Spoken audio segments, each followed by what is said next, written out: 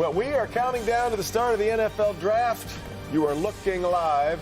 Say it like Brent Musburger, right? You are looking live at Kansas City, where all the action is going to happen in less than 2 hours. But of course, Detroit will be home to all that excitement next year, and Mayor Duggan says he has seen a few things he would do a little differently. He's part of a group of city leaders in Kansas City right now, and our Nick Monticelli is with them.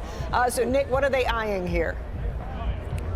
You know, they've been looking at so many things, Devin and Kimberly: logistics, security, managing the crowds, these types of crowds. This is the NFL draft experience, and only one half of all the people, all the setups that they have going on right now. One of the biggest things they've seen is that this footprint is spread out over almost a square mile. In Detroit, they want to do that differently so people aren't walking around as much, and they want to guarantee that Detroit businesses, the locals, aren't pushed out.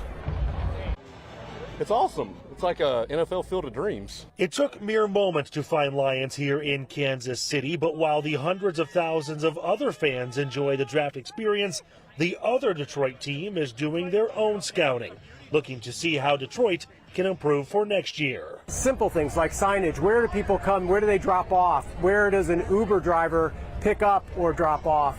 All of those things are things that they didn't quite, communicate out to the various service industries. Antoine Bryant, Detroit's director of planning, wants to have a smaller footprint. I got my 10,000 steps in, and it's only 1 o'clock in the afternoon. So we want people to have a good time, to be able to move around a variety of different ways, but not have to. We're going to have 400 or 500,000 people come to Detroit. Mayor Mike Duggan wants to make sure Detroiters, not outsiders, reap the benefits of hosting the NFL draft. I certainly want the fans coming from around the country to have a great experience. I also want the entrepreneurs and businesses in Detroit to get the maximum benefit. So I was just talking to somebody, they brought flower arrangement people here from out of town, and we're paying them $80 an hour to come in and do that. I'm going to want that kind of work done by Detroiters. The mayor also realizes how large the footprint of this event is. Here in Kansas City, it's in a park.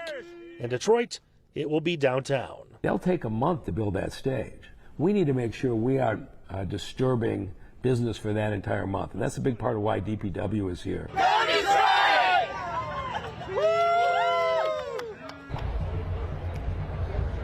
Back out here live, DPW, the police department, the fire department, the planning department, almost every single department from the city of Detroit here taking a look at all of this.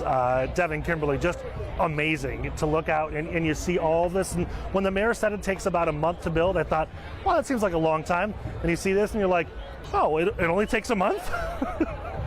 It's a lot to think about, that's for sure, Nick. Nick, I got you. You were excited, I know, going off on this assignment. I'm going to believe that now that you've been there and caught up in the energy, you're even more excited that next year it'll be here. Is that fair to say?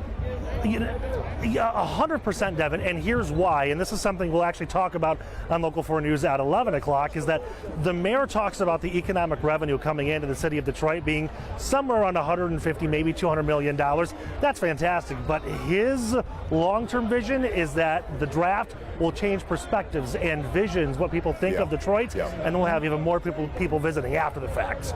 So important. I love it. All right, Nick, we'll see you again tonight at 11.